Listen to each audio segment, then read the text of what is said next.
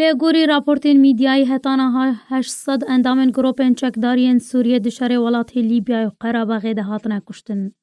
روانگاه سوریه مافی مروان راپورت کی ده اشکره کر کنیزی که 800 چکدارین سوریه دبن فرمانا ترکیه ده کار دکن تی لیبیا و قراباغ ده هاتنه کشتن. او به صدانجی بریندار بونه.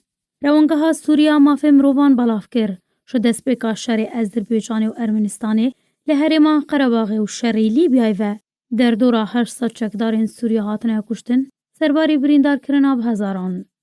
لگوری زانیارین روانگه هتانها 496 چکدارین اپوزیسیونا سوریه پشتوانی کریج ترکیه لی لیبیای و 293 چکدار لی قراباغ هاتنه کشتن به صدان چکدار جی بریندار بونه. روانگه نووری دیار جی کر هتانها ارتشا ترکیه در دورا 18,000 چکدارین اپوزیسیونا سوریه برینه لیبیای کودنا وانده 305 زاروک جی هبون. هر وقت ترکیه زیاده تر جد 2500 چکداری جی تولی شرق قراباغ جی کربون.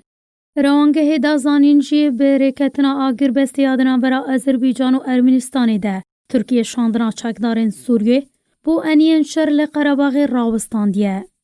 لی آلیه کیدن روانگه سوریه مافی مروان راپورت خود اشکره جی کر.